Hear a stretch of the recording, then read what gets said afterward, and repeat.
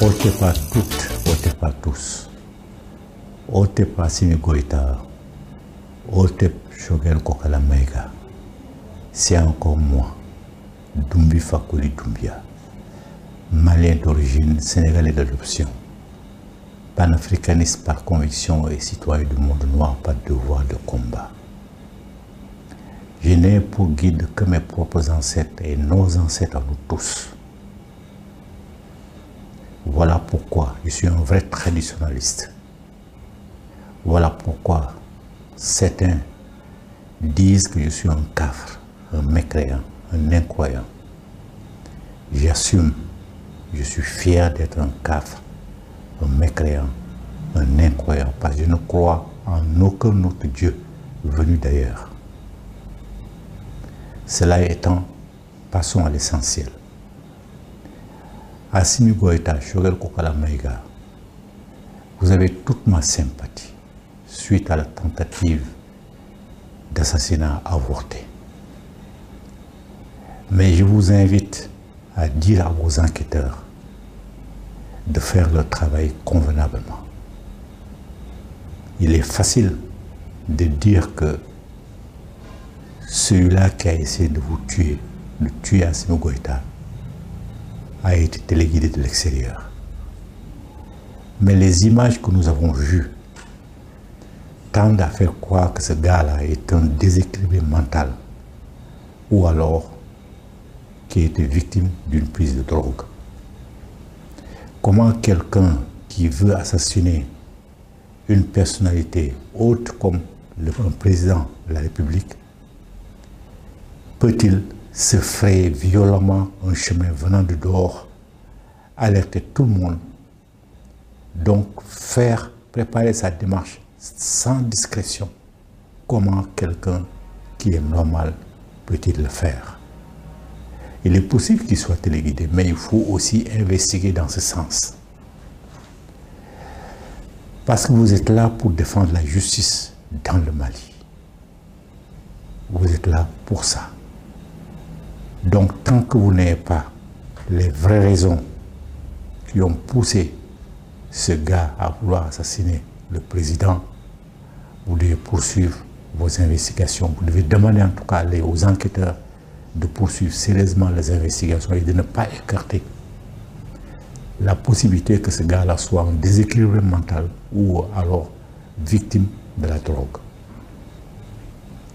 Ceci étant, Assimi Goïta, on se demande ce que tu es allé faire dans une mosquée, au prétexte que c'est la fête des musulmans. Tu es musulman, c'est pas un problème, mais prie chez toi, ou fais venir un imam au palais pour prier là-bas, parce que tu sais que tu es attendu à la moindre occasion. Nos ennemis, pas tes ennemis, mais les ennemis du Mali, les ennemis de l'Afrique vont t'éliminer. Ils viennent de l'essayer avec ton collègue de Madagascar. Ils ne vous laisseront pas, ils ont réussi avec ton collègue de Haïti. Ils ne te laisseront pas tranquille, ils ne vous laisseront pas tranquille. Voilà pourquoi je l'ai dit à une autre occasion, mais pourquoi les bains de foule? Qu'est-ce que vous allez faire là? Toi, Assimi Goïta, tu as prouvé ta valeur militaire sur beaucoup de champs de bataille. Personne n'en doute. Mais tu n'as rien à prouver. Ce que tu dois prouver tout simplement, c'est que tu es capable, avec Choguel Maïga, de sortir le Mali dans la situation misérable dans laquelle il se trouve. Ton devoir, c'est ça. Et je peux te dire une chose, tu peux croire à Allah autant que tu veux, mais ce n'est pas Allah qui t'a sauvé. Ce sont nos ancêtres qui t'ont sauvé. Parce que pour nos ancêtres, le moment est venu de sortir le Mali de cette situation misérable. Ils ont choisi ses meilleurs fils pour le moment. Ce sont nos ancêtres qui t'ont choisi, qui vous ont choisi, ce sont nos ancêtres qui vous protègent. Et vous protégeront aussi longtemps que vous ne leur tournerez pas le dos. Mais tu vas à la mosquée, tu vas aller prier. Mais prie chez toi. Tu as des sourates pour prier, prie. Si tu n'as pas de sourate pour prier, mais cherche un imam qui va t'aider à prier, pourquoi tu vas dehors?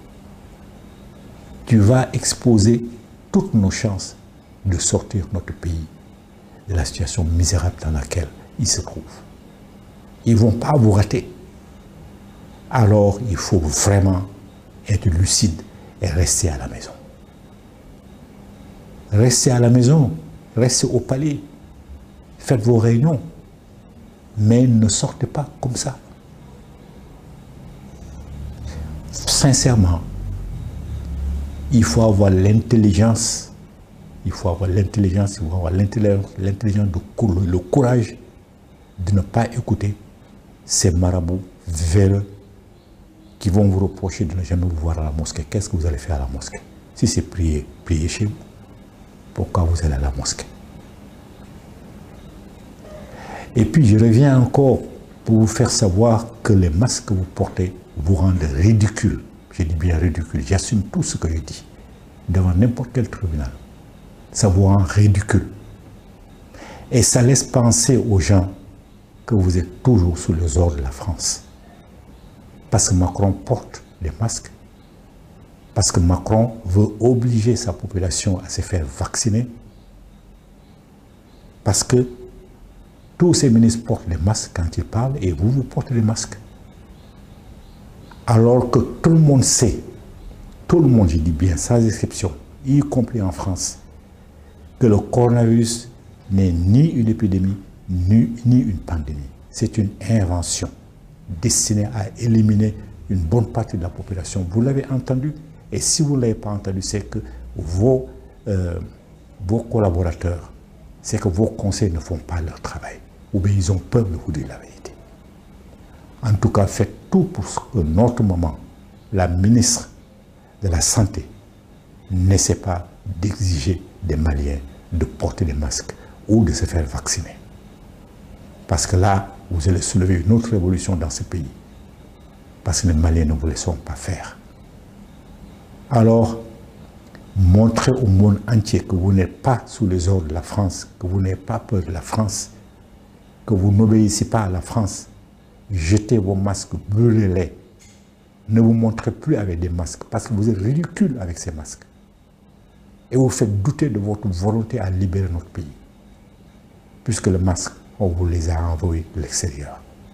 Même si on vous les offre, vous ne savez pas s'ils sont trafiqués ou pas. Et les masques qu'ils vous offrent, pour vous en tout cas, c'est quasiment sûr qu'ils sont trafiqués. En dehors de ça, même un élève du DF, de l'école malienne sinistrée, sait très bien que les masques importunent plus qu'ils n'arrangent les gens. Vous portez un masque, vous expirez le gaz carbonique que vous êtes obligé de réinspirer, et vous croyez que ça va laisser quelqu'un intact? Non, ça va abîmer ses poumons. J'ai dit même un élève de DF, de l'école malienne sinistrée, vous lui expliquez, il sait cela. Alors arrêtez de porter des masques. Vous avez été des hommes en prenant le pouvoir. Soyez des hommes en gardant le pouvoir. Aussi longtemps qu'il est possible. Aussi longtemps pour nettoyer complètement notre pays de ces vermines. Autour de vous, dans notre pays, il y a beaucoup de personnes qui sont des anti-matriotes, qui n'attendent qu'une chose, remettre notre pays aux mains de la France coloniale, la France impérialiste. Ils n'attendent que cela. Ils n'ont aucune honte à ça. Et ils se connaissent, ce sont des francs-maçons affirmés, des rosicruciens affirmés. Et aucun franc-maçon, aucun rosicrucien n'aime son pays. Ils sont dans une secte diabolique. La franc-maçonnerie et la Rose-Croix sont des sectes diaboliques qui font des sacrifices humains et tout. Ils appartiennent à des internationales, Bohemians Club,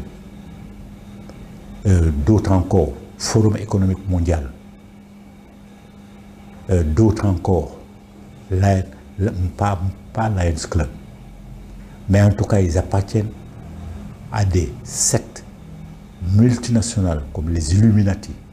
Ils font des sacrifices humains. Et le port de masque et le coronavirus fait partie de leur plan diabolique pour réduire la population mondiale de 7 milliards d'habitants à 500 millions d'habitants. Si vous ne le savez pas, c'est que vos conseils ne font pas leur travail. Donc, prenez conscience de tout ça. Et ils vont commencer plus facilement chez nous parce qu'ils n'ont que des francs-maçons à la tête de nos États. Des francs-maçons prêts à obéir à leurs ordres criminels. Assimi Goïta, Choguel Kokala Maïga sont nos ancêtres qui vous ont mis à la place où vous êtes. Parce qu'ils savent que vous pouvez sortir le Mali de sa situation. Et les ancêtres des autres pays sont derrière vous, comme toute la jeunesse des autres pays d'Afrique, des États-Unis, d'Europe, surtout la diaspora. Parce qu'ils savent que si vous réussissez à débarrasser le Mali de ces sanctions, de ces vauriens, de ces traîtres, si vous réussissez à le faire, tous les autres pays d'Afrique vont suivre. Et l'Afrique alors va retrouver sa place, celle qu'elle n'aurait jamais dû quitter. C'est-à-dire la locomotive, la guide de l'humanité. Je vous le dis, nous, femmes noires, hommes noirs, sommes la seule et unique race créée par la mère Père primordiale. La seule et unique. La race blanche est née avant-hier seulement. Ce sont des nègres délavés qui ont perdu toutes les compétences que la mère Père primordiale a données à la race noire. Nous sommes les seuls capables de tout. Voilà pourquoi vous pouvez rester musulman comme vous voulez. Ce n'est pas un problème. Mais vous n'avez pas le droit de tourner le dos à nos traditions. Il faut respecter vos traditions. Elles sont les seules, les uniques au monde. Elles ont toujours été imitées, mais elles n'ont jamais été égalées et elles ne seront jamais égalées. Il faut donc respecter nos traditions. Soyez avec les musulmans, avec les imams, soyez derrière eux. Mais je vous conseille de tourner le dos aussi à nos maîtresses, à nos maîtres des arcanes, qui peuvent vous protéger plus que les armes, parce que vous n'avez même pas d'armes. Leur protection sera une protection spirituelle, une protection magique qu'aucune arme ne peut convaincre, ne peut vaincre. Voilà le conseil que je vous donne. Et je vous rappelle encore une fois ce que j'ai dit lors de ma dernière vidéo.